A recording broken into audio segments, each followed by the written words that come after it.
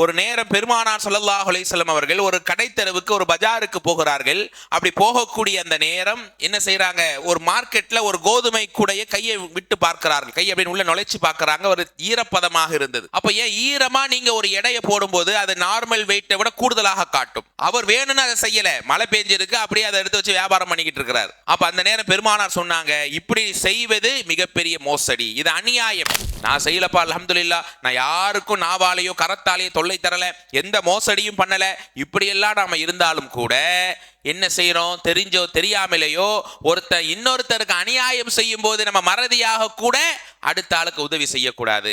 அல்லாஹ் குர்ஆனிலே சொல்லுவானா இல்லையா, தஆவனு அலல் பிர்ரி வத்தக்வா வலா தஆவனு அலல் இஸ்மி வல் உத்வான். தக்வாவிலேயும் நன்மையிலே நீங்க ஒத்தாசை செய்யுங்க, ஹெல்ப் பண்ணுங்க. ஆனா பாவத்திலேயும் ஏமாற்றுவதிலேயும் அழிவிலேயும் நீங்க உடந்தையாக இருந்து விடாதீர்கள். பெருமானார் சொன்னாங்க, யார் என் சமுதாயத்தில் பின்னாடி சிலர்கள் வருவார்கள், அவர்கள் கெட்டவர்களாக இருப்பார்கள். அவங்க கெட்டவங்கன்றதுக்கான அடையாளம் என்ன, மனிதர்களை துன்புறுத்துவார்கள். தங்களுடைய நாவுகளால் அவர்கள் அடுத்தவனை ஈஸியா திட்டிட்டு போயிடுவாங்க. இப்படிப்பட்டவர்கள் யார், என்னை சார்ந்தவர்கள் நானும் அவனை சார்ந்தவன் அல்ல. யாராவது சொல்லுவாங்களா, அவங்களை உங்க பேச்சால ஹர்ட் பண்ணவே இல்லை, நாவால எந்த விதமான வழியையும் அவங்களுக்கு கொடுக்கல. பேசினாலே அல்லாஹ் பாதுகாத்த நல்லுள்ளங்களை தவிர, அல்லாஹுடைய பொருத்தப்பட்ட மக்களை தவிர சில சிறுவர்கள் இளைஞர்கள் இங்கே இருக்கிறார்கள், எப்போது பார்த்தாலும் அசிங்கமான வார்த்தைகள்.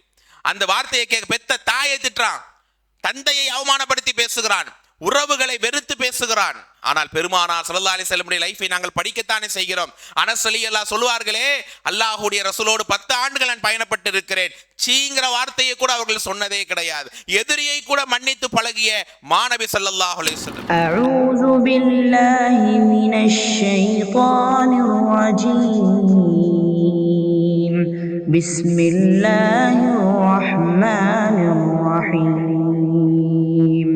அஸ்ஸலாமு அலைக்கும் வரஹ்மத்துல்லாஹி வபரகாத்துஹு. இன்னல் ஹம்தலில்லாஹ் நஹ்மதுஹு வ நஸ்தஈனுஹு வ நஸ்தக்ஃபிருஹு வ நுஅ்மினு பிஹி வ நதவக்கலு அலைஹி வ நஊது பில்லாஹி மின் ஷுரூரி அன்ஃபுஸினா வ மின் ஸய்யிஆத்தி அமாலினா. மன் யஹ்திஹில்லாஹு ஃபலா முضில்ல லஹு வ மன் யுض்லில் ஃபலா ஹாதிய லஹு. வஷ்ஹது அல்லா இலாஹ இல்லல்லாஹ் வஷ்ஹது அன்ன முஹம்மதன் அப்துஹு வ ரசூலுஹு அம்மா பஅத். அளவற்ற அருளாளனும் நிகரில்லா பேரன்புடையவனுமாகிய அல்லாஹ்வின் திருப்பெயரை போற்றி புகழ்ந்து ஆரம்பிக்கிறேன். அல்லாஹ்வினுடைய அருளும் கிருபையும் நபிகள் நாயகம் ஸல்லல்லாஹு அலைஹி வஸல்லம் அவர்கள் மீதும், அவர்களின் குடும்பத்தார்கள், சஹாபாக்கள், ஏனைய இந்த சபையிலே பங்கெடுத்திருக்கிற என் மீதும் உங்கள் மீதும், நமது குடும்பத்தார் மீதும், நமது குடும்பத்தில் நண்பர்கள் வாழ்ந்து மண்ணறைகளில் இருப்பவர்கள் மீதும் அல்லாஹுடைய கருணையும் மன்னிப்பும் என்றென்றும் நிலவட்டுமாக. அன்பிற்கினிய சகோதர சகோதரிகளே, பெரியோர்களே, தாய்மார்களே, அல்லாஹ் ரப்புல் ஆலமீன் இறை இல்லத்தில் மார்க்க செய்திகளை அமர்ந்து பேசுவதும் கேட்பதும் அல்லாஹுக்கு மிக நெருக்கமான அமல்களில் ஒன்று. அப்படியாக இந்த சபையிலே என்னையும் உங்களையும் அல்லாஹ் பங்கெடுக்க வைத்திருக்கிறான். இந்த சபையிலே ஒன்று கூடிய மார்க்க உபதேசங்களை பேசுகிற கேட்கிற இந்த நன்மைகள் நமக்கு அல்லாஹ் முழுமையாக்கி, பேசக்கூடிய கேட்கக்கூடிய எல்லா செய்திகளையும் நம்முடைய வாழ்வில் நடைமுறைப்படுத்துகிற இஹ்லாஸோடு வாழ்கிற நல்ல நிலையை நம்ம எல்லோருக்கும் அல்லாஹ் தருவானாக. அல்ஹம்துலில்லாஹ். இன்றைய தலைப்பாக ஹதீதுகளில், நிறைய ஹதீஸ்களில் அல்லாஹுடைய தூதர் ஸல்லல்லாஹு அலைஹி வஸல்லம் அவர்கள் சில எச்சரிக்கைகளை நமக்கு சொல்லுவாங்க. இந்த தவறுகள், இந்த பாவங்கள் நரகத்திற்குரிய அழிவிற்குரிய காரியங்கள். ஒரு சில தவறுகளை என்ன செய்வாங்கன்னு சொன்னால், இன்னும் அதிகப்படியாக போய் மார்க்கத்தை விட்டே இந்த தவறு உங்களை வெளியாகிவிட்டது, இவருக்கும் இந்த மார்க்கத்துக்கும் சம்பந்தம் இல்லை, லைசனா இல்லை மின்னா, நம்மை சார்ந்தவர் அல்ல. உதாரணத்துக்கு நம்மளை பார்த்து யாராவது உங்கள்கிட்ட இஸ்லாமே இல்லை அப்படின்னா எவ்வளோ கோவம் வரும், எவ்வளோ நம்ம டென்ஷன் ஆகும். உம்ராவுக்கு போயிருக்கும்போது ஒரு சகோதரரை பார்த்து இன்னொரு சகோதரர் சொல்லிட்டார், என்னஜி உம்ரா பண்ணுறீங்க, உம்ராலாம் நல்லா ஏற்றுக்கவே மாட்டான். ஒரு தவறு, சின்ன தவறு செஞ்சுட்டாருன்னு வைங்களேன், சொல்கிற விதம்னு ஒன்று இருக்குல்ல, எங்க கஷ்டப்பட்டு இவ்வளவு செலவு பண்ணி அப்படியே வாயில் சாதாரணமாக சொல்கிறீங்க உங்கள் உம்ரா நல்லா ஏற்றுக்க மாட்டான்னு அப்படின்னு பெரிய வாக்குவாதம், சண்டைகள் அங்கே ஆச்சு. இப்ப ஏன் இதை சொல்றேன்னா, ஒருவர் நம்முடைய இஸ்லாத்தையும் நம்முடைய அமலையும் குறை சொன்னால் எவ்வளவு வலியா இருக்கு, எவ்வளவு கஷ்டமாக இருக்கு. ஆனா அல்லாஹ்வுடைய தூதர் ஒரு சில தவறு செய்யக்கூடியவர்களை பார்த்து லைஸ மின்னா, நம்மை சார்ந்தவர் அல்ல, அவர் நம்மை சார்ந்தவர் அல்லங்கிற வார்த்தை சாதாரணமான வார்த்தையா? கிடையாது. அவர் நம்மை சார்ந்தவர்கள். நாம் யார்? இஸ்லாமியர்கள். அல்லாஹ்வுடைய வசனங்கள், அல்லாஹ்வுடைய கட்டளைக்கு கட்டுப்பட்டு வாழக்கூடியவர்கள் தானே. அப்படிப்பட்ட நம்முடைய மார்க்கம், நம்முடைய அந்த நிலையிலே இருந்து அவர் வெளியேறிவிட்டார். அப்படியானால் அது எவ்வளவு பெரிய தண்டனைக்குரிய காரியம். எப்படி அந்த நேரம் அவர் அல்லாஹ்வுடைய மார்க்கத்தில் இருப்பதாக பார்க்கப்படுவார். அல்லாஹ்வுடைய ரசூல் ஸல்லல்லாஹு அலைஹி வஸல்லம் எச்சரிக்கிற ஒரு 20 செய்திகளை நான் உங்களுக்கு இங்கே சுருக்கமாக சொல்லுவேன் இன்ஷா அல்லாஹ். அப்ப அந்த செய்திகள் எல்லாம் இதெல்லாம் நம்ம லைஃப்ல இருந்துச்சுன்னு சொன்னால் அவருக்கும் இந்த மார்க்கத்துக்கும் தொடர்பே கிடையாது. அவர் நாளை மறுமையில் அல்லாஹ்வுடைய தூதருடைய ஷஃபாஅத்தை பெறமாட்டார். நாளை மறுமையில இவர் நம்மை சார்ந்தவர் அல்ல அப்படின்னா யாரு? நம்மை விட்டு தூரமாக்கப்பட்டு விடுவார்கள் என்பதையெல்லாம் பெருமானார் எச்சரிக்கிற நிறைய செய்திகளை நம்மால் பார்க்க முடியும். பாருங்க, முதலாவது கூட்டம் யார்? அபுதாவுதிலே 4700வது செய்தியாக நீங்கள் படிக்கலாம். உபாதா பின் சாமித் ரலியல்லாஹு அவர்கள் அறிவிக்கிறார்கள். அதாவது என்ன செய்தி என்று சொன்னால், அல்லாஹ் ரப்புல் ஆலமீன் முதலில் பேனாவை படைத்தான். பேனாவை படைத்து அல்லாஹ் சொன்னானாம், உக்துப் மகாதீர குல்லி ஷைஇன் ஹத்தா தக்கூம ஸஆ, மறுமை நாள் வரை என்ன நடக்குமோ எல்லாத்தையும் எழுதுனான் அல்லாஹ். பேனாவை படைத்து ஒவ்வொரு விதியையும் அல்லாஹ் எழுதினான். அப்ப அல்லாஹ்வுடைய இந்த செய்தியெல்லாம் ரசூலா சொல்லிட்டு ஸல்லல்லாஹு அலைஹி வஸல்லம் அந்த சஹாபி அறிவிக்கிறாங்க, உபாதா பின் சாமித் ரலியல்லாஹு, இன்னி சமிஅது ரசூலுல்லாஹி ஸல்லல்லாஹு அலைஹி வஸல்லம் யகூல் மன் மாத அலா கைரி ஹாதா, யார் இந்த நம்பிக்கையை விட்டு வெளியேறிய நிலையிலே மரணிப்பார்களோ ஃபலைஸ மின்னி, அவர் என்னை சார்ந்தவர் அல்ல. ரெண்டு சொல்லுவாங்க, என்னை சார்ந்தவர் அல்ல அல்லது நம்மை சார்ந்தவர் அல்ல, ரெண்டு வார்த்தையும் பயன்படுத்தி இருக்கிறாங்க. அப்ப என்னன்னா, அல்லாஹ் இந்த விதியை உருவாக்கி இருக்கிறான். விதியின்படிதான் இந்த காலங்கள், நேரங்கள், நம் செயல்பாடுகள் சுழலுகிறது. அந்த விதி என்பது அல்லாஹ் விதித்த கட்டாய நிகழ்வு. பேனாவை படைத்து மறுமை நாள் வரை என்ன நடக்கும், என்ன நிகழ்வு என்பதை அல்லாஹ் எழுத சொல்லிவிட்டான். அப்ப இந்த நம்பிக்கையை நம்ம நம்பணும், இந்த நம்பிக்கையிலேயே நம்ம வாழணும், இந்த நம்பிக்கையின் மீதான் மரணிக்கணும். விதியை ஒருத்த நம்பாமலேயே மௌத்தாகி போனான் என்றால் அவனுக்கு இந்த மார்க்கத்துக்கும் சம்பந்தம் இல்லை. அவர் இஸ்லாத்தை விட்டு அல்லது ஈமானை விட்டு வெளியேறியவராக பார்க்கப்படுவார் என்பதை இந்த முதல் விஷயத்தில் விளங்குறோம். ஆக விதியை மறுத்தவர் நம்மை சார்ந்தவர் அல்ல. இப்ப ஈமான் என்றால் என்ன? நம்ம எல்லாரும் படிக்கிறோம் 6 நம்பிக்கைகள். அந்த 6 நம்பிக்கைகள்ல வல் கலா ஹைரிஹி வ ஷர்ரிஹி, அந்த விதி நன்மையாகட்டும் தீமையாகட்டும் நான் அதை அல்லாஹ்வுக்காக ஏற்றுக்கொள்கிறேன். ஏன்னா இந்த விதியை பொறுத்த வரைக்கும் நிறைய, அது தனி தலைப்பாக பாடமாக நம்ம பேச வேண்டும். அந்த விதியை பொறுத்த வரைக்கும் அல்லாஹ் குர்ஆனிலே சொல்லி காட்டுவான். 7வது அத்தியாயம் 54வது வசனம், அலா லஹுல் ஹல்கு வல் அம்ரு, அவனுக்கு தான் படைத்தலும் அதை நிர்வகிக்கிற கடமைகளும் உண்டு. தபாரக்கல்லாஹு ரப்புல் ஆலமீன், அனைத்து மக்களையும் படைத்து ஆட்சி செய்கிற ரப்புல் ஆலமீனுக்கே எல்லா புகழும் என்று அல்லாஹ் இந்த செய்திகளை நமக்கு சொல்லி தருகிறான். அப்ப இந்த விதியை நம்புவதால் அதுதான் ஈமானுடைய அடித்தளம். ஏன் அல்லாஹ் விதியை நம்ப சொல்றான்? உங்க வாழ்க்கையில ரொம்ப சந்தோஷம் வந்தாலும் நீங்க ஆடிடக்கூடாது, ரொம்ப சோதனை வந்தாலும் நீங்க தோண்டு போய் விடக்கூடாது. அல்லாஹுடைய நாட்டம் நன்மை கிடைச்சிச்சு, அல்லாஹுடைய நாட்டம் நான் கொஞ்சம் சோர்ந்துட்டேன், தோத்துட்டேன், இப்படியாகத்தான் நம்முடைய மனநிலை இருக்க வேண்டும். ஒரு தாயுடைய வயிற்றிலே 120 நாளாக இருக்கும்போது அல்லாஹ் மலக்குகளை அனுப்பித்து அந்த மலக்கு என்ன செய்வார்? இவர் நல்லவரா கெட்டவரா, ஆனா பெண்ணா, எவ்வளவு ஆயுள், எவ்வளவு ரிஸ்க், எப்படி மரணிப்பார், எங்கே மரணிப்பார், இவருடைய வாழ்க்கையினுடைய மற்ற நிகழ்வு எல்லாவற்றையும் அந்த மலக்கு எழுதி விடுவார். அதற்கு பிறகு அல்லாஹ் நம்முடைய காரியங்கள் ஒவ்வொன்றையும் அல்லாஹ் விதியாக்குகிறான். அப்ப இந்த விதியின் மீது ஆழமான நம்பிக்கை நமக்கு இருக்கணும். அந்த விதியின் மீது உள்ள ஆழமான நம்பிக்கைக்காக நம்ம என்ன செய்யக்கூடாது? விதியை பற்றி யோசிக்கவோ அதிக கேள்விகள் கேட்கவோ இருக்கக்கூடாது. அல்லாஹ் ரப்புல் ஆலமீன் அந்த இல்மு, விதியை பற்றியான அறிவு இருக்கணுமே தவிர அந்த ஆழத்துக்கு போயிடக்கூடாது. ஏனென்றால் பெருமானார் சொன்னார்கள், கடைசியில் அல்லாஹ்வுடைய நம்பிக்கையிலே உன்னை படைச்சது யார்? அல்லாஹ். அல்லாஹ்வை படைத்தது யார்? நவுது பில்லா. இப்படி உங்களை வழிகேட்டின் பக்கம் கொண்டு போயிடும்.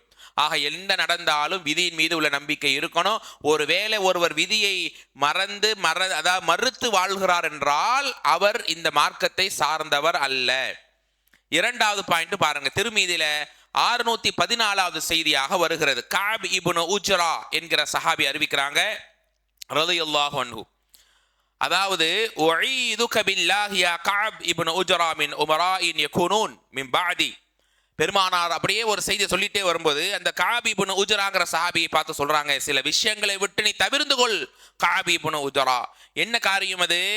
அதாவது யாருக்கும் தொல்லை தருவது, அல்லது ஃபமன் கஷ்ஷ அபுவாபகும், சிலர்களுடைய வாழ்வை பறிப்பது, வாழ்வாதாரத்தை கெடுப்பது, அடுத்தவங்க வாழ்க்கையை கெடுக்கிறதுங்க. ஷார்ட்டா சொல்லணும்னா அடுத்தவங்களுக்கு மோசடி பண்றது, வியாபாரமா இருக்கலாம், நம்முடைய நடவடிக்கைகளா இருக்கலாம், அடுத்தவங்க குடும்பத்தை கெடுக்கிறது. இந்த மாதிரியான விஷயங்கள் யார் செய்கிறார்களோ ஆனகும் அலா லுல்மிஹிம், ஒருத்தன் தவறு செய்யறான், ஒருத்தன் லுல்மை பாவங்களை செய்யறான், அவனுக்கு போய் ஆனகும் உதவி செய்வது. நீங்க மோசடி பண்றாங்க, நீங்க தவறுகள் செய்கிறீர்கள், செய்கிறவனுக்கு ஒத்தாசையாகவும் இருக்கிறார்கள். இவர்கள் யார்? ஃபலைஸ மின்னி வலஸ்து மின்ஹு, அவர்கள் நம்மை சார்ந்தவர்கள் அல்ல, நாமும் அவனை சார்ந்தவன் அல்ல. மேலும் பெருமானார் சொன்னார்கள், வலா யரிது அலல் ஹவுல், இவர்கள் என்னுடைய ஹவுலின் பக்கம் நெருக்கி கொண்டு வரப்படவும் மாட்டார்கள். 2 எச்சரிக்கையை சொல்றாங்க. யார் மோசடி செய்கிறார்களோ, மோசடி செய்கிறவர்களுக்கு ஹெல்ப் பண்றாங்களோ, இவர்கள் நம்மை சார்ந்தவர்கள் அல்ல. அது மட்டும் இல்லாமல் நாளைய மறுமையிலே ஒரு அடியானுக்கு அல்லாஹ் தரக்கூடிய மிக மகிழ்வான தருணம் என்றால், பெருமானார் கரத்தால் அல்லாஹுடைய தூதருடைய அந்த ஹவுதுல் கௌசரிலே நாம் நீர் அருந்துவோம். பெருமானார் அவன் கையால் எடுத்து கொடுப்பாங்க. அந்த பாக்கியம் சில பேருக்கு தடுக்கப்படும், அவர்கள் விரட்டி அடிக்கப்படுவார்கள். அதுல ஒரு கூட்டம் யார்? இந்த மோசடிக்காரர்கள். அப்ப இந்த மோசடிங்கிறது நம்முடைய பேச்சிலேயோ நடையிலேயோ செயல்லையோ இருந்துச்சுன்னு சொன்னால் அவர்கள் இந்த மார்க்கத்துக்கு தொடர்பே இல்லை. ஒரு ஹதீஸ் உங்களுக்கு பிரபலியமாக தெரியும் தானே அன்பானவர்களே. அதாவது ஒரு நேரம் பெருமானார் ஸல்லல்லாஹு அலைஹி வஸல்லம் அவர்கள் ஒரு கடைத்தெருவுக்கு, ஒரு பஜாருக்கு போகிறார்கள். அப்படி போகக்கூடிய அந்த நேரம் என்ன செய்யறாங்க, ஒரு மார்க்கெட்ல ஒரு கோதுமை கூடைய கையை விட்டு பார்க்கிறார்கள். கை அப்படின்னு உள்ள நுழைச்சு பார்க்கறாங்க. ஒரு ஈரப்பதமாக இருந்தது. அப்ப ஏன் ஈரமா நீங்க ஒரு எடையை போடும்போது அது நார்மல் வெயிட்டை விட கூடுதலாக காட்டும். அவர் வேணும்னு அதை செய்யல, மழை பெஞ்சிருக்கு, அப்படியே அதை எடுத்து வச்சு வியாபாரம் பண்ணிக்கிட்டு இருக்கிறார். அப்ப அந்த நேரம் பெருமானார் சொன்னாங்க, இப்படி செய்வது மிகப்பெரிய மோசடி, இது அநியாயம். அப்பதான் சொல்றாங்க, ஃபமன் கஷ்ஷ ஃபலைஸ மின்னா. நான் சொன்ன ஹதீஸ் இந்த கஅப் இப்னு உஜராவுக்கு தனிப்பட்ட முறையில் சொன்ன செய்தி. அப்ப இந்த கோதுமை கிடங்கை, கோதுமையினுடைய கூடையை நீ விரித்து காய வைத்து வியாபாரம் செய்யலாம் தானே, அது நிச்சயமா அல்லாஹ்வுடைய பொருத்தத்துக்குரிய காரியம் அல்லவா என்று அந்த சஹாபியை கண்டிச்சாங்கன்னு நம்ம பார்க்கிறோம். அப்ப இந்த செய்தி என்ன, முக்கியமான ஒரு செய்தி. நான் செய்யலப்பா அல்ஹம்துலில்லாஹ், நான் யாருக்கும் நாவாலேயோ கரத்தாலேயோ தொல்லை தரல, எந்த மோசடியும் பண்ணல, இப்படியெல்லாம் நாம இருந்தாலும் கூட என்ன செய்யறோம், தெரிஞ்சோ தெரியாமலேயோ ஒருத்தர் இன்னொருத்தருக்கு அநியாயம் செய்யும் போது நம்ம மறதியாக கூட அடுத்த ஆளுக்கு உதவி செய்யக்கூடாது. அல்லாஹ் குர்ஆனிலே சொல்லுவானா இல்லையா, தஆவனு அலல் பிர்ரி வத்தக்வா வலா தஆவனு அலல் இஸ்மி வல் உத்வான். தக்வாவிலேயும் நன்மையிலே நீங்க ஒத்தாசை செய்யுங்க, ஹெல்ப் பண்ணுங்க. ஆனா பாவத்திலேயும் ஏமாற்றுவதிலேயும் அழிவிலேயும் நீங்க உடந்தையாக இருந்து விடாதீர்கள். அப்ப நம்ம லைஃப்ல எப்படியும் என்ன செய்யக்கூடாது, யாருக்கும் எந்த வகையிலேயோ மோசடிங்கிற விஷயமே இருக்கக்கூடாது. அவருக்கு இந்த மார்க்கத்துல எந்தவித தொடர்பும் கிடையாது என்பதை நாம் சரியாக புரிந்து கொள்ள வேண்டும். அதே மாதிரி ஒரு தவறு, ஒரு அநியாயம் நடக்குது, அந்த அநியாயத்தை நீங்க பார்த்து கண்டுக்காம போறான் பார்த்தீங்களா, அவனும் அதற்கு உதவி செய்வதாகத்தான் இருக்குது. இஸ்லாம் என்ன சொல்லுது, வாயால சொல்லுங்க, கையால தடுங்க, மனசை வெறுக்கவா செய்யணும் இல்லையா. அது இல்லாம ஒரு அநியாயம் நடக்கும்போது சும்மா அதை பார்த்து ரசிச்சு வாரான் என்றால், நான் எந்த உதவியும் செய்யல, நான் அதுல எந்த பங்களிப்பும் கொடுக்கலனாலும் கூட அவரும் அதிலே சம்பந்தப்படுவார். அதில் நம்ம பாதுகாப்பாக இருக்க வேண்டும். என் லைஃப்ல என் நாவால் கரத்தால் யாருக்கும் தொல்லை தர மாட்டேன், எந்த நிலையிலையும் என்னால் யாருக்கும் பாதிப்பு வரக்கூடாதுங்கிற அந்த ஈமானிய உறுதி 2வது பாடம். அடுத்து 3வது பெருமானார் சொன்னாங்க, அப்துல்லா பின் அம்ர் ரலியல்லாஹு அறிவிக்கிறார்கள், லைஸ மின்னா, நம்மை சார்ந்தவர்கள் அல்ல, மன் தஷப்பஹ பிகைரினா, பிற சமுதாய கலாச்சாரங்களை யாரெல்லாம் பின்பற்றுவார்களோ, அடுத்த சமுதாய மக்களுடைய கலாச்சாரம், அதை நீங்க உங்க லைஃப்ல ஃபாலோ பண்ணி வந்தீங்கன்னா அவருக்கும் இந்த மார்க்கத்துக்கும் எந்த சம்பந்தம் கிடையாது. நம்மை போன்ற மக்கள் ஓரளவுக்கு மார்க்கம் விளங்கிய மக்கள் இதை நம்ம சரியா ஃபாலோ பண்றோம். ஆனா எத்தனையோ இஸ்லாமிய சொந்தங்கள், அருமை உறவுகள் இன்னைக்கு பார்க்கிறோம், இன்னைக்கு பிற சமுதாய கலாச்சாரம், குழந்தை பிறந்ததுல இருந்து ஒரு வீட்டுல மவுத்து விழுந்து அதற்கு பிறகு உள்ள நிகழ்வு வரை எல்லாம் சடங்குகள், சம்பிரதாயங்கள், அனாச்சாரங்கள் தான். இது பிதஅத்துடைய நிலையிலையும் சேரும் தானே. எவ்வளவு தெளிவான ஒரு வார்த்தை, பிகைரினா, நம்ம அல்லாத சமுதாயத்தினுடைய அவங்களுடைய வாழ்க்கை அவங்க ஃபாலோ பண்றாங்க, அவங்களுக்கு அதை ஏன்பா நீங்க ஃபாலோ பண்றீங்க, உங்களுக்கு அல்லாஹ் ரசூல் சொல்லி கொடுத்த வாழ்க்கை தானே. அப்ப அதை நீங்க உங்களுடைய வாழ்க்கையாக செயல்படுத்தினால் அவன் வழிகேட்டிலே போய்விட்டான், அவன் நம்மை சார்ந்தவனே அல்ல. குழந்தை பிறந்ததிலிருந்து இந்த 40 கொண்டாடுவது, வருடம் கொண்டாடுவது, ஒரு ஆள் பிறந்தாலும் சரி, ஒரு மனிதர் இறந்தாலும் சரி, இந்த 40ங்கிற கொண்டாட்டம். அதே மாதிரி பல விதமான அவருக்கு டிஷ்டி ஆயிடுச்சு, சுத்தி போடுங்க, ஆரத்தி எடுங்க. அதே மாதிரி இந்த வளைகாப்பு, திருமணமான பிறகு ஏற்படக்கூடிய சடங்குகள், சம்பிரதாயங்கள், அது மட்டுமல்லாமல் ஒரு பெண்மணி பெரிய பிள்ளை ஆயிடுச்சுன்னா ஏற்படுத்தக்கூடிய எத்தனையோ சடங்குகளை பார்க்கிறோம். சுப்ஹானல்லாஹ். அல்லாஹ் நம்மை மன்னிக்க வேண்டும். பெருமானார் என்னென்ன சுன்னாக்களை சொன்னார்கள். மாநபியினுடைய சுன்னாவை இந்த சமூகம் அறிவது கிடையாது. ஒரு வீட்டில குழந்தை பிறந்தால் என்ன செய்யணும், இன்னைக்கு நம்ம ஆளுகளுக்கே தெரியல. அந்த குழந்தைக்கு ஒரு இனிப்பு வைக்கணும், அல்ஹம்துலில்லாஹ் ஒரு பேரை சொல்லணும், அவ்வளவுதான். அதற்கு அந்த பெயர்ல எத்தனை அனாச்சாரங்கள். அதே மாதிரி ஒவ்வொரு நிகழ்விலையும் ஒரு வீடு குடியேறாங்க, அந்த வீடு குடியேறும் போது எத்தனை சடங்குகள், சம்பிரதாயங்கள். ஒரு சகோதரர் சொல்றாரு, ஒரு இஸ்லாமிய வீட்டுக்கு தான் நான் போகிறேன், நான் இந்த வாஸ்து பார்த்து நான் இந்த வீட்டை கட்டி இருக்கிறேன். இஸ்லாமிய சகோதரர் சொல்லுகிறார், இங்கதான் கதவு வரணும்னு சொன்னாங்க, நான் அதுக்கேற்ற மாதிரி வச்சிருக்கிறேன். இங்கதான் அதாவது கிச்சன் சொன்னாங்க, அதுக்கேற்ற மாதிரி நாங்கள் வச்சிருக்கிறோம். பாத்ரூம் இந்த திசையை பார்த்தா, இதெல்லாம் நாங்கள் வகுத்து பிளான் பண்ணி தான் செஞ்சிருக்கிறோம். இப்போ எவ்வளோ பெரிய அல்லாஹ் பாதுகாக்கணும். இதெல்லாம் பிற சமுதாயத்துடைய கலாச்சாரம். ஒரு நேர காலம் பார்த்து வீட்டுக்குள்ளே செல்வது, திருமண உறவை துவங்குவது, இது எல்லாம் வழிகேடுகள். ஷிர்காக இருக்கட்டும், பிதஅத்தாக இருக்கட்டும், எல்லாம் பெருமானார் அந்த அரஃபா உரையிலே சொன்னார்களே, என் கால் கீழ் போட்டு நான் மிதிக்கிறேன். அதைத்தான் இந்த செய்தியாகவும் சொல்கிறார்கள். லைஸ மின்னா மன் தஷப்பஹ பிகைரினா. பிற சமுதாய கலாச்சாரம் எந்த வகையிலையும் நம்ம லைஃப்குள்ள வரக்கூடாது. பெருமானாருடைய சுன்னா, நம்ம என்ன செஞ்சாலும் அல்லாஹ்வுடைய அருள் இருக்கணும், மாநபியினுடைய சுன்னா இருக்க வேண்டும். அதைத்தான் பெருமானார் ஸல்லல்லாஹு அலைஹி வஸல்லம் யூத கிறிஸ்துடைய கலாச்சாரத்துக்கு ஒப்பாக நீங்கள் வேண்டாம் என்றெல்லாம் நிறைய செய்தி நமக்கு சொல்லி கொடுத்துருக்குறாங்க.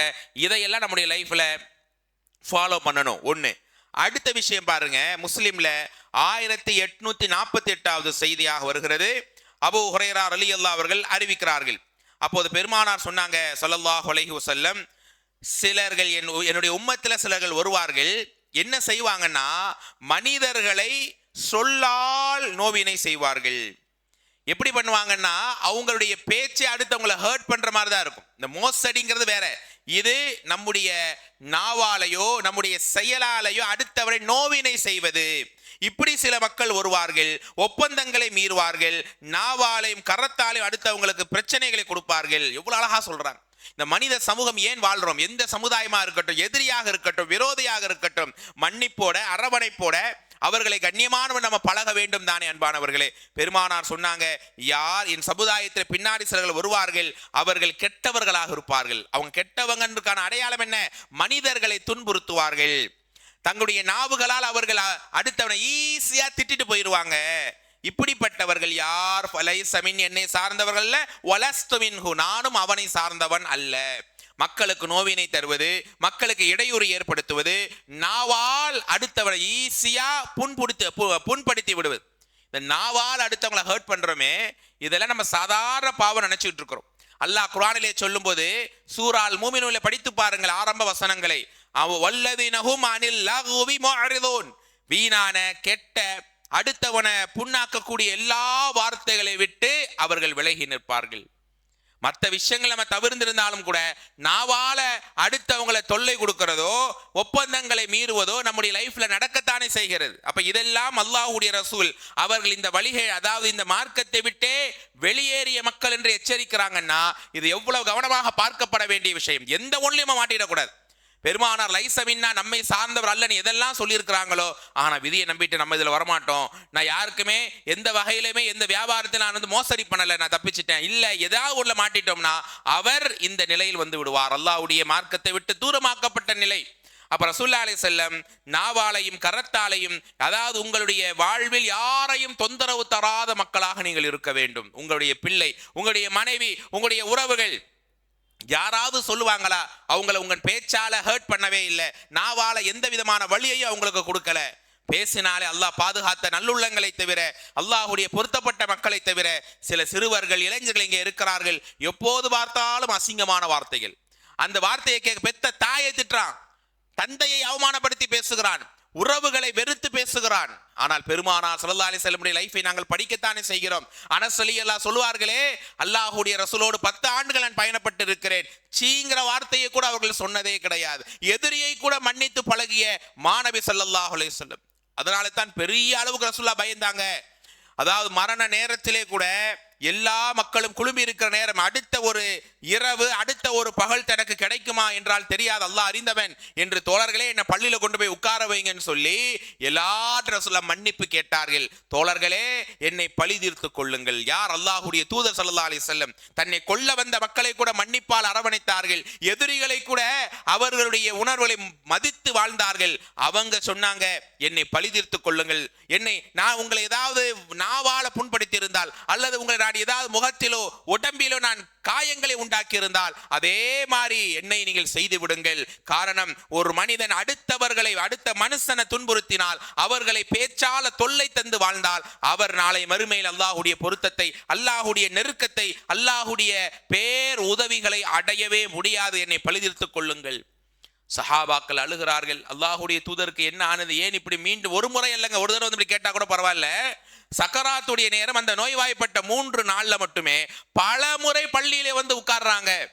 ஆஹா, எனக்கு மவுத் நெருங்கி விட்டது, என்னுடைய ரப்பு என்னை மன்னிப்பான் இன்ஷா அல்லாஹ். ஆனால் மக்களாக நீங்க, உங்களுக்கு ஏதாவது நான் துரோகமோ அநியாயமோ ஏதாவது ஒரு பாதிப்பை நான் ஏற்படுத்தியிருந்தால் நீங்க மன்னிக்கணுமே என்று அவங்க கலங்குனாங்களே. யார்? அல்லாஹ்வுடைய தூதர் மன்னிப்பின் மகுடமாக வாழ்ந்த ஸல்லல்லாஹு அலைஹி வஸல்லமே உருகி இருக்கிறார்கள் என்று சொன்னால், நீங்க உங்க லைஃப்ல யோசிச்சு பாருங்க. யாருடைய வாழ்க்கையாவது கெடுத்திருப்பீர்களா? யாரையாவது நீங்க உங்க பேச்சான அதாவது பாதிப்புக்குள்ளாக்கி இருப்பீங்களா? உங்களுடைய செயலால் யாரேனும் வருத்தப்படுற மாதிரி வாழ்ந்திருப்பாங்க என்றால் உடனே போய் மன்னிப்பு கேட்டு விடுங்கள். அவர்கள் மன்னிக்காதவரை அல்லாஹ் மன்னிக்க மாட்டான். ஆக இந்த பாடம் மிக முக்கியமான ஒரு பாடம் அன்பானவர்களே. அல்லாஹ்வுடைய தூதர் ஸல்லல்லாஹு அலைஹி வஸல்லம் ஒரு சிலர்களை பழி தீர்க்கலான்ற நிலையில இருந்த அதாவது நேரத்தில் கூட, நிலையிலே கூட அவர்களை மன்னித்தார்கள். அவங்க பழி தீர்க்கலாம், தப்பு கிடையாதுன்னு நிலை இருந்துச்சு. ஆனால் ஏன் உதாரணத்துக்கு சொல்லலாமே, மக்காவுடைய அந்த வெற்றி நேரம் எவ்வளவு கொடுமைகளை செய்த குறைஷிகள் நிற்கிறார்கள். குறைஷிகளே ஏங்கி நிற்கிறார்கள், முஹம்மது நம்மளை என்ன செய்வாரோ, ஆஹா நம்முடைய லைஃப் அவ்வளோதானா என்றெல்லாம் யோசிக்கிற டைம்ல பெருமானார் ஒரே வார்த்தை, யா அஹ்ல மக்கா, ஓ மக்கா வாசிகளே, லா தஸ்ரீப அலைக்குமுல் யௌம், இந்த நாள் யாரை நான் பழி தீர்க்க போவதில்லை, எல்லாரையும் நான் மன்னித்து விட்டேன். இவ்வளோ பேர் என்ன சொல்லால என்னை கேவலப்படுத்தி இருக்கீங்க, என்னை பைத்தியக்காரர் என்று சொன்னீர்கள், என்னை இன்ன பிற வார்த்தையை கொண்டு வசைப்பாடி இருக்கிறீர்கள், நான் அதை எல்லாம் மறந்து விட்டேன் என்று சொன்னார்களே. அந்த ஒரு மன்னிப்பு, அந்த ஒரு நாவால் யாரையும் துன்புறுத்தாமல் நீங்கள் வாழ்ந்திருந்தால் அவர்கள் தான் இந்த மார்க்கத்தின் சொந்தங்கள். அப்படி ஒப்பந்தங்களை மீறி மூமின்களுக்கு தொல்லை தரக்கூடியவர்கள் நம்மை சார்ந்தவர்கள் அல்ல. அடுத்த பாயிண்ட், 5வது பாயிண்ட், புகாரில 1294வது செய்தி, அப்துல்லா பின் மஸ்ஊத் ரலியல்லாஹு அன்ஹு அறிவிக்கிறாங்க, லைஸ மின்னா, நம்மை சார்ந்தவர்கள் அல்ல. ஒரு 3 பேரை பெருமானார் சொல்றாங்க ஸல்லல்லாஹு அலைஹி வஸல்லம். மன் லச்சமல் ஹுதூத் வ ஷக்கல் ஜுயூப் வ தஆ பிதஅவத்தில் ஜாஹிலியா, கன்னத்தில் அரைந்து கொள்வது, சட்டைகளை கிழித்துக் கொள்வது, அறியாமை காலத்துடைய பழக்கங்களை மேற்கொள்வது, இந்த 3 செயல் செய்யக்கூடியவர்கள் யார்? நம்மை சார்ந்தவர்கள் அல்ல. அதாவது ஒப்பாரி வைக்கக்கூடிய விஷயங்கள் எடுத்துக்கொள்ளலாம். சமீபத்திலே கூட பார்க்கிறோம், ஒரு சகோதரி இறந்திருக்கிறார். அவங்க மனைவி மாஷா அல்லாஹ், அல்லாஹ் அவங்களுக்கு பொறுமையை கொடுத்திருக்கிறார். ஆனாலும் ஒரு சில சப்தங்கள், ஒரு சில அலறல்கள், ஒரு சில அந்த ஒப்பாரி அல்லாஹ் பாதுகாக்கணும், ஏதோ ஒரு அந்த டைம்ல அவங்க பொறுமையா இன்னும் இருந்திருக்கலாமான்னு தோணுச்சு. அப்படியானால் இந்த மாதிரியான செயல்கள் யார்? அதாவது சட்டையை கிழித்து கொண்டு தன்னை தானே அடிச்சுக்குவாங்க, ஐயோ ஐயோ நடிக்கிறாங்களே, இந்த மாதிரியான விஷயங்கள் தாவத்தில் ஜாஹிலியா, அறியாமை கால பிரார்த்தனை என்ன, தனக்கே மரணத்தை நான் செத்துடலாம் போல இருக்குது, நான் தற்கொலை பண்ணிக்கிறேன், இப்படியான வார்த்தைகள் எல்லாம் பேசுவாங்க. அசிங்கமான தவறான விஷயங்கள் எல்லாம் பேசுவார்கள். இதெல்லாம் ஐயாமுல் ஜாஹிலியாவுடைய வார்த்தைகள். இதையெல்லாம் கொண்டு பிரார்த்தனை செய்வார்கள். இவர்களுக்கும் இந்த மார்க்கத்துக்கும் சம்பந்தம் இல்லை. ஆக ஒரு உயிர் பிரிகிறது என்றால் அது மிகப்பெரிய வழிதான்.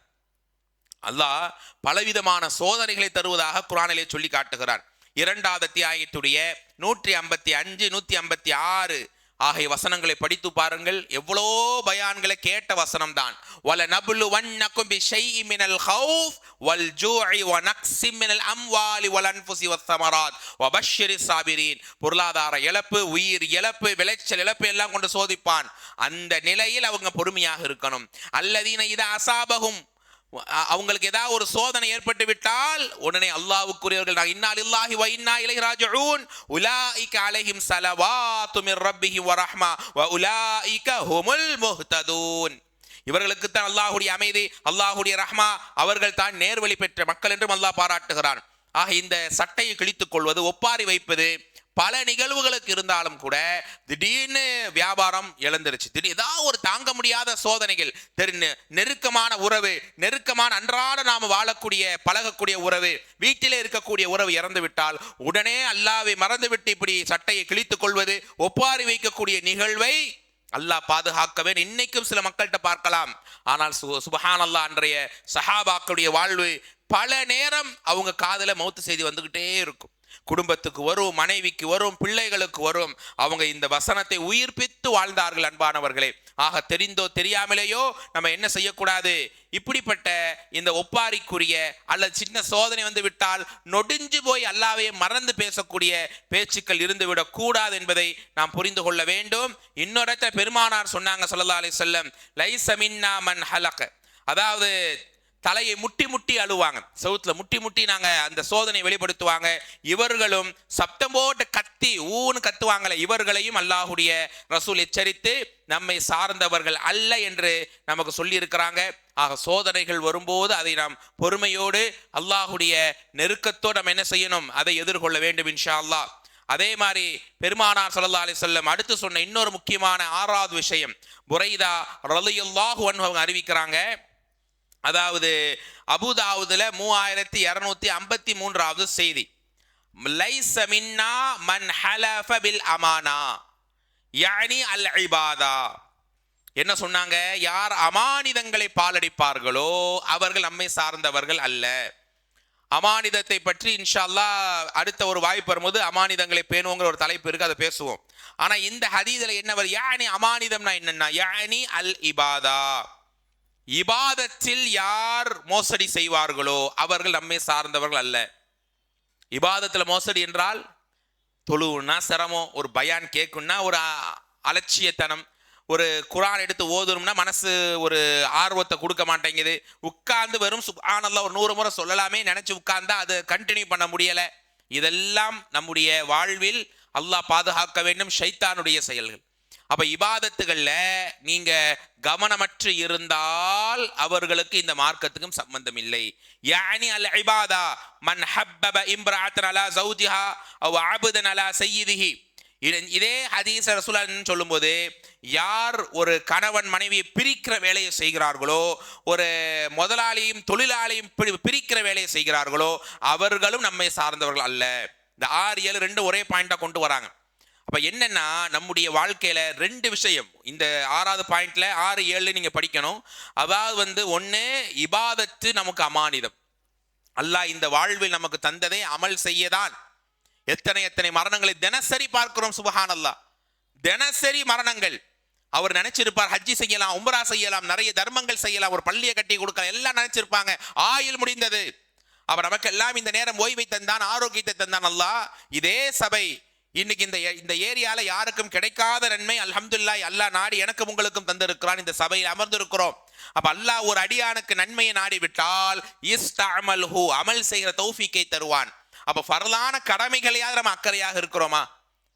அல்லாஹ்வுடைய நேசம் கிடைக்கிற இபாதத்திலே எத்தனை பேர் சஹாபாக்கள் அவங்க வீட்டு கொஞ்சம் வெளியூர்ல கொஞ்சம் அவுட்டர்ல இருந்து வரத்தான் விரும்புவாங்க. ஏன்? நடக்கிற நன்மை கிடைக்கணுமேனு.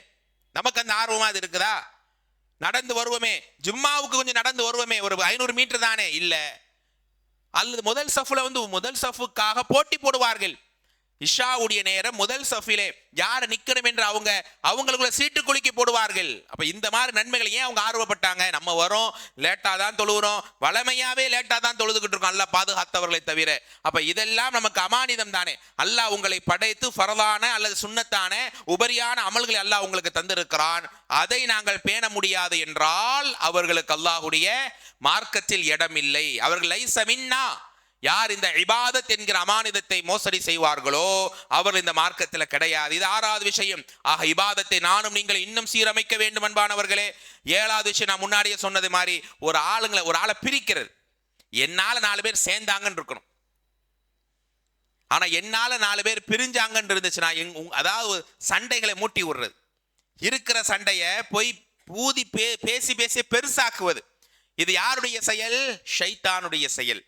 டெய்லி அவ என்ன செய்வா? தன்னுடைய சகாக்களுக்கு கணவன் மனைவியை பிரிச்சவன் யாராவது இருக்கீங்களா? வாங்க, நான் இன்னைக்கு ஒரு ஹஸ்பண்ட் ஒய்ஃபை பிரிச்சுட்டு வந்தேன், சண்டையை மூட்டி விட்டேன் அப்படின்ன உடனே நீதான் நம்முடைய பையன், வா நல்ல காரியம் செய்த என்று ஷைத்தான் தட்டி கொடுப்பானாம்.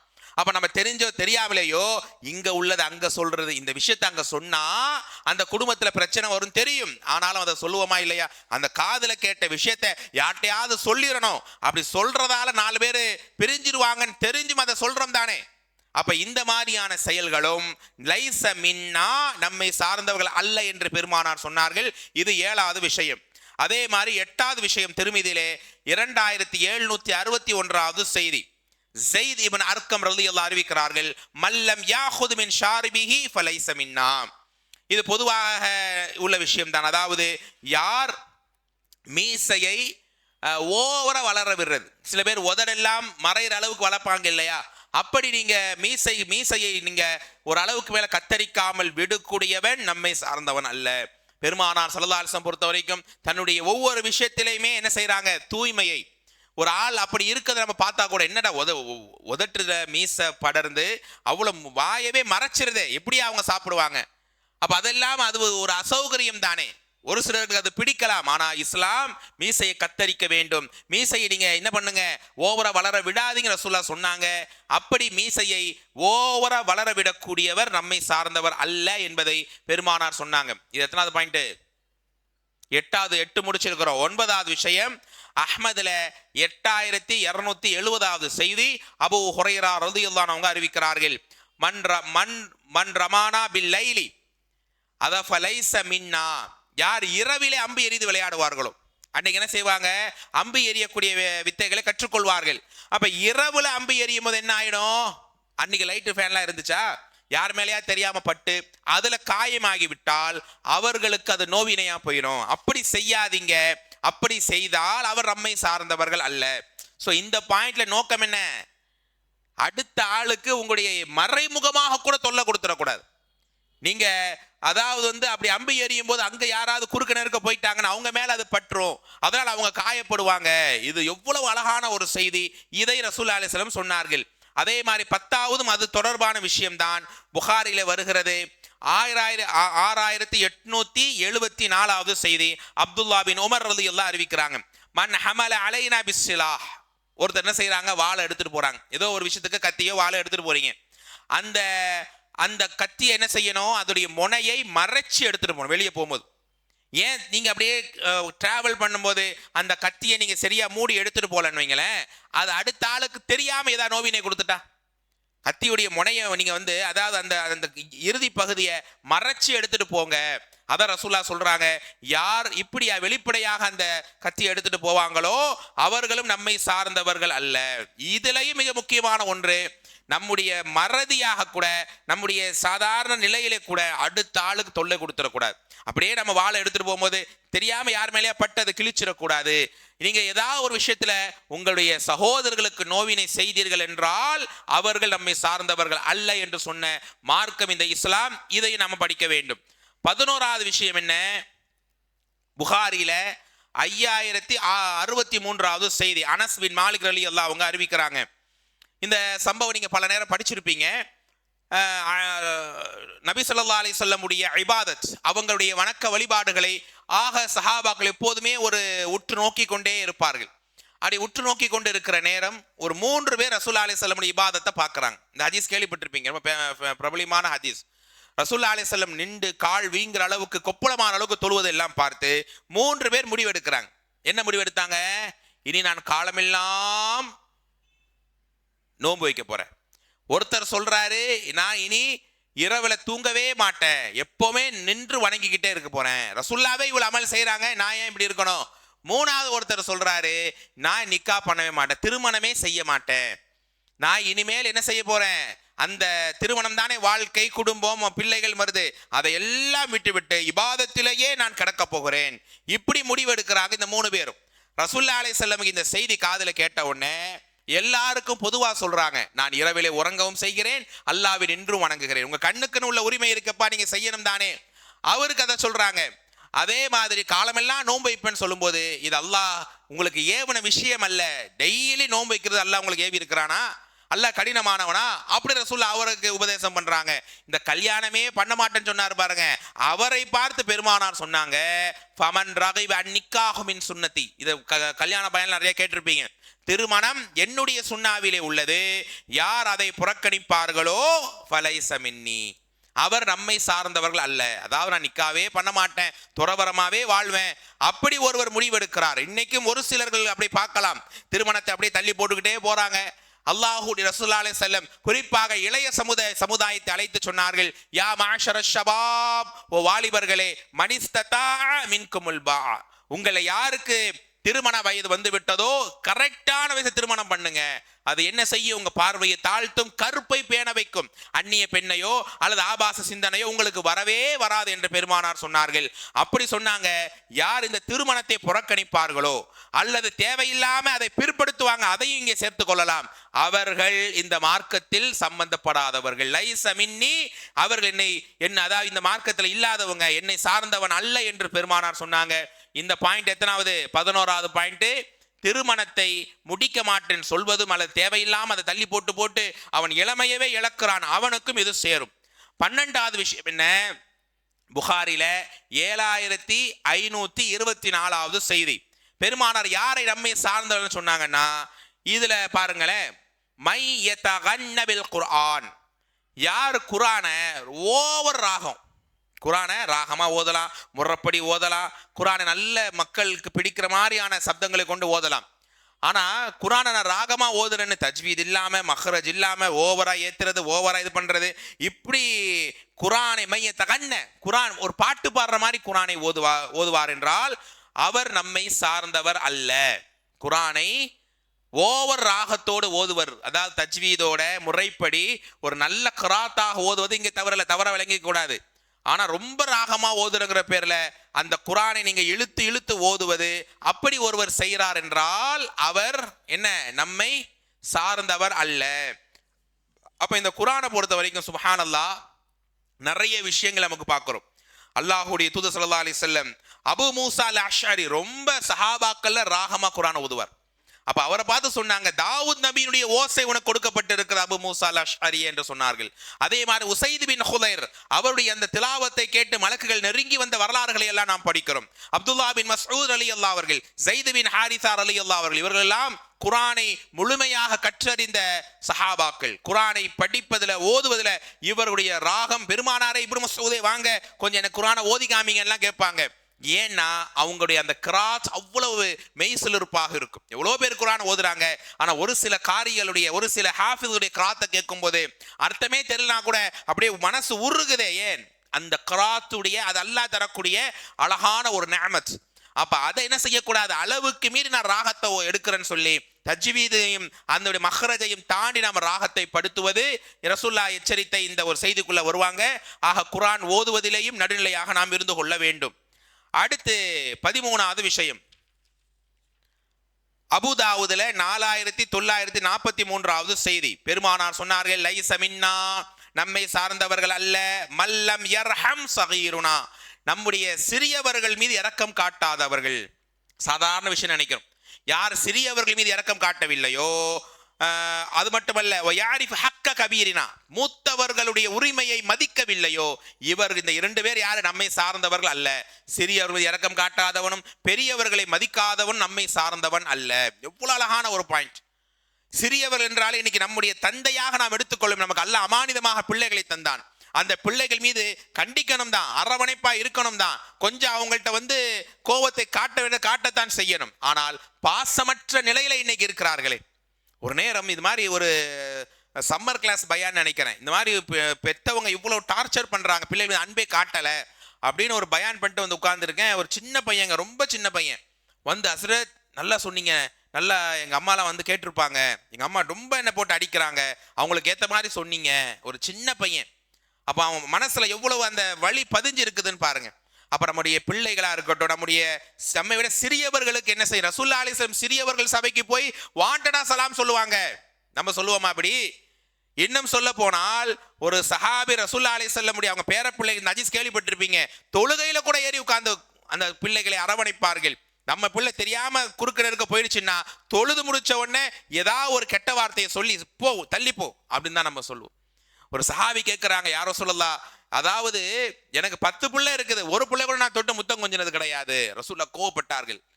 மனிதர்கள் மீது இரக்கம் காட்டவில்லை என்றால் எப்படி அல்லாஹ் உன் மீது இரக்கம் காட்டுவான்? பெத்த பிள்ளை மீது பாசம் காட்டாதவன் நீ என்று சொன்னார்களே. ஆக சிறியவர்கள் மீது கொஞ்சம் இரக்கத்தையும் பாசத்தை நாம் காட்ட வேண்டும். மூத்தவர்களை மதிக்க நாம் பழக வேண்டும். இன்னைக்கு இளைய சமூகம், நம்முடைய காலகட்டம் எல்லாம் மூத்தவர்கள் வந்தால், தாய் தந்தை வந்தால், நம்முடைய ரொம்ப ஓல்டான வயசுள்ள ரிலேஷன்ஸ் வந்தால் போய் அவங்கள ரிசீவ் பண்றது என்ன, அவங்களோட போய் பயணிக்கிறது என்ன, அவங்களுக்கு தேவையானது எடுத்து கொடுக்கறது என்ன. இன்னைக்கு வயசானவங்களை மதிக்கிற பிள்ளைகள் ஆக குறைவு. அபூ குஹாஃபா ரலியல்லாஹு தெரியும் தானே யார்? அபூபக்கர் ரலியல்லாஹுடைய வாப்பா. அவர் இஸ்லாத்தை ஏற்றுக்கொள்வதற்காக ரசூலுல்லாஹி அலைஹி வஸல்லம் சபைக்கு வராங்க. அவர் கொஞ்சம் வயசான, கண் பார்வை எல்லாம் போயிடுச்சு. அவர் தூரமா இருந்து வரதை பார்த்து அபூபக்கர் ரலியல்லாஹுவும் அபூ குஹாஃபா ரலியல்லாஹு வராங்க. ரசூலுல்லாஹி அலைஹி வஸல்லம் அவங்க 2 பேரையும் பார்த்துட்டு பதறி அடிச்சு எழும்பி ஓடுறாங்க. ஓடி போய் அபூ குஹாஃபா ரலியல்லாஹு கையை பிடிச்சி அவங்களும் கூட்டிட்டு வந்து பக்கத்துல உட்கார வைக்கிறாங்க. அபூபக்கர்ல திட்டுறாங்க, ஏப்பா வயசானவர், முடியாதவர், அவரை எதுக்கு அலைக்கடிக்கிறீங்க? சொன்னா நான் வந்திருக்க மாட்டேன் அவங்க வீட்டுக்கு அப்படின்னு கண்டித்தார்கள். மூத்தவரை மதித்தார்கள். பிறகு அவங்களை களம் பிடிச்சு இஸ்லாத்தை சொல்லி கொடுத்தாங்கன்னா ஹதீதுகள்ல பார்க்கிறோம். ஆக ரசூலுல்லாஹி அலைஹி வஸல்லமுடைய சஹாபாக்கள் எப்படி தெரியுமா? தந்தையினுடைய நண்பர் வந்தாலே ஓடி போய் வரவேற்பார்கள். வாப்பாவுடைய ஃப்ரெண்டு, வயசானவர் தானே.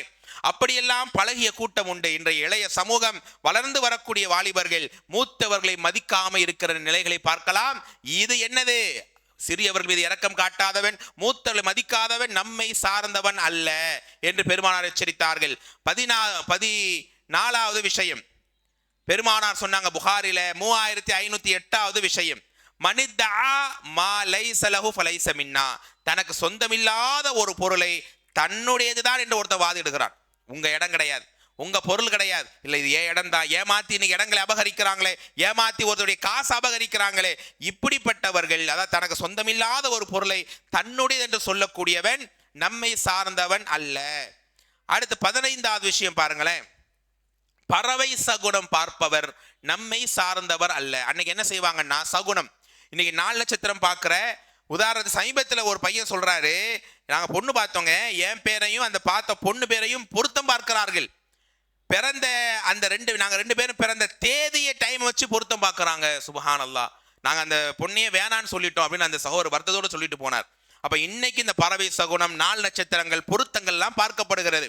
பறவையை தூக்கி போடுவாங்க, அது எந்த திசையில போகுதோ அந்த திசையில போனா எங்களுக்கு பரக்கத். இப்படி பறவை சகுனம் பார்ப்பவர்கள் நம்மை சார்ந்தவர்கள் அல்ல. அடுத்த ரசூலுல்லாஹ் சொல்றாங்க, முஸ்லிம்ல வருகிறது 16வது செய்தி, அம்பு எறிந்து அதை மறந்து விடுகிறார்களே அவர்கள் நம்மை சார்ந்தவர்கள் அல்ல. அன்னைக்கு அது முக்கியமான ஒரு கலையாக இருந்தது. சாதாரண அதை மறந்துடுவாங்க. அதை ரசூலுல்லாஹ் இங்க சுட்டி காண்பிக்கிறார்கள். 17வது விஷயம், பெருமானார் சொன்னாங்க, பாம்பு பழி வாங்கும் என்று அதை கொல்லாமல் விட்டு விடுவது. பாம்பு இருக்கு இல்லையா, அது நம்மளை அதை கொண்டுட்டோம்னா நமக்கு பழி வாங்கிரும், இப்படி நம்பி அன்னைக்கு கொல்லாம இருந்தாங்க. அதனால் நமக்கு அதை தீங்கிழைக்கும் என்றால் கொல்லலாம், அப்படி பழி வாங்கும் என்று கொல்லாமல் விடுபவன் நம்மை சார்ந்தவன் அல்ல. அதே மாதிரி பெருமானார் சொன்னாங்க ஸல்லல்லாஹு அலைஹி வஸல்லம் 18வது விஷயம், ஆண்களுக்கு ஒப்பாக ஆடை அணியக்கூடிய பெண், பெண்ணுக்கு ஒப்பாக ஆடை அணியக்கூடிய ஆண். 18வது விஷயம். இந்த விஷயம் ரசூலுல்லாஹ் சொல்றாங்க, இப்படி இருக்கக்கூடியவர்கள் நம்மை சார்ந்தவர்கள் அல்ல. இன்னைக்கு ஆண்களுடைய ஆடையாக இருக்கட்டும், பெண்களுடைய ஆடையாக இருக்கட்டும், இஸ்லாமிய கலாச்சாரம் என்று இருக்கிறது. ஒரு பெண்ணுடைய ஆடை இப்படிதான் இருக்க வேண்டும், ஹிஜாப் இப்படிதான் இருக்க வேண்டும். ஆணாகட்டும் பெண்ணாகட்டும் என்ன செய்யக்கூடாது? இறுக்கமான ஆடைகளை அணியக்கூடாது, அப்படிதானே, டைட்டா. ஆனா இன்னைக்கு ஆண்களுக்கு அது ஹலால் தானே? யார் சொன்னது? ஆண்களா இருந்தால் தன்னுடைய கையை ஆம்ச காட்டுற, என்னுடைய ஜிம் பாடியை காமிக்கிறேன், அதாவது கீழே இருக்கக்கூடிய அந்த பேண்ட் போடுறோம் இல்லையா, அது அவ்வளவு உடம்பை ஒட்டி அளவிலே போடுகிறார்கள். இது ஆணுக்கும் ஹராம், பெண்ணுக்கும் ஹராம். அதே மாதிரி ஆண்களை போல பெண் ட்ரெஸ் போடுற கலாச்சாரம் இன்னைக்கு வந்து விட்டது. இந்த எல்லா விஷயங்களுமே அல்லாஹ்வுடைய ரசூல் சபித்த காரியங்கள். இது ஒரு நேரம் அல்லாஹ் ஏற்றுக்கொள்ள மாட்டான். ஆக இந்த ஆடையிலே ஒப்பாகக்கூடிய நிலை, மார்க்கத்தை விட்டு அவன் வெளியேற்றப்பட்டு விட்டான். அடுத்து 19வது விஷயம், அதாவது தொழுகையை, 2 விஷயம் இதுல வருது, 19, 20 தொழுகையை பற்றியே வருகிறது. அதாவது தேவையில்லாமல் தொழுகையினுடைய நேரங்களை தாமதிப்பது, அல்லது இன்னொரு அறிவிப்பில் 20வது விஷயம், தொழுகையை விட்டவன் நம்மை சார்ந்தவன் அல்ல. இப்ப 2ல முக்கியமான விஷயம் என்னது? தொழுகையை தேவையில்லாமல் தாமதிக்கிறது. தொழுகை அதோடைய ஆரம்ப டைம்ல தொழுணுமா இல்லையா? அஸ்ஸலாத்து அலா வக்திஹா. ஆனா இன்னைக்கு நம்ம ஏதோ ஒரு காரணங்களை சொல்லி அதோடைய ஆரம்ப அவ்வல் வக்தை நாம இன்னைக்கு மிஸ் பண்றோம் தானே. இன்னைக்கு தொழுகையை பற்றி மட்டுமே பழைய காலங்கள் ஆகிவிட்டது. பயான் தொழுகையை பத்தி பேசி ரொம்ப ரொம்ப வருஷங்கள் ஆன மாதிரி எனக்கே தெரியுது. ஏன்னா தொழுகை டாபிக் எடுத்தால் அது பழைய டாபிக். ஆனா இனி நம்முடைய லைஃப்ல பேசுற நானாகவே இருக்கட்டும், இன்னும் தொழுகையில கரெக்டா மாறுற அளவுக்கு மாறணுமா இல்லையா? எவ்வளவு நேரங்கள் அப்படியே தூங்கி எழும்பி 6:15 6:20 6:40 மகரிபா 6:30 தான் வேக வேகமா போய் தொழுகிறோம். நயவஞ்சக தொழுகை, தொழுகையாளிகளுக்கு கேடு என்று இஸ்லாம் சொல்லுகிறது. அப்படிப்பட்ட தொழுகையிலே அலட்சியமாக வேண்டுமென்றே ஏதோ நிர்பந்தம், பையனோ வெளில போயிட்டோம் வந்தோம், அதெல்லாம் வேற. ஆனா இன்னைக்கு காரணமே இல்லாம குறிப்பாக சிறுவர்கள் பிள்ளைகள் நேரம் தாழ்த்தி தொழுகிறாங்களே. தேவையில்லாமல் தொழுகை நேரத்தை கடத்துவதும் அல்லாஹ்வுடைய ரசூல் நம்மை சார்ந்தவர் அல்லன்னு சொன்னாங்க. நயவஞ்சக தொழுகை. டைம் போதேன்னு சொல்லி எழும்பி கோழி 4 கொத்து கொத்துமே, மூக்க வச்சு கொத்து கொத்தும். அந்த மாதிரி லா யதுகுரூன ஃபிஹி இல்லா கலீலா, கொஞ்சம் கூட அல்லாஹ்வை திக்ர் செய்ய மாட்டாங்க. இப்படி தொழுகையை தாமதிப்பது. அதே மாதிரி 20வது விஷயம், இறுதியான விஷயம், தொழுகையவே விட்டவன் நம்மை சார்ந்தவன் அல்ல. அது எல்லாருக்கும் தெரியும் தானே. அப்படிப்பட்ட இந்த விஷயங்கள் எல்லாம் நாம கவனமாக கண்ணும் கருத்துமாக நம்ம வாழ்க்கையிலே பாடமாக எடுத்துக்கொள்ள வேண்டும். சாதாரண விஷயங்கள் அல்ல இவைகள் எல்லாம்.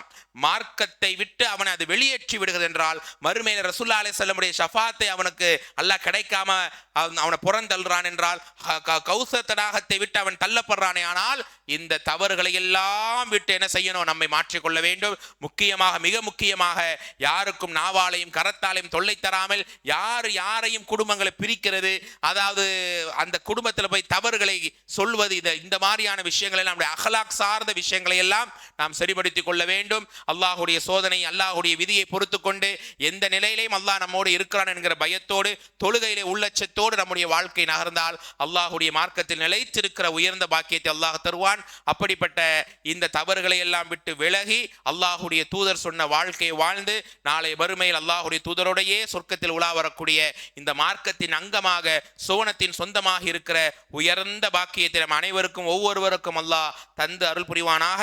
வாஹிர் தஅவானா அனில் ஹம்துலில்லாஹி ரப்பில் ஆலமீன். அஸ்ஸலாமு அலைக்கும் வரஹ்மத்துல்லாஹி வபரகாத்துஹு.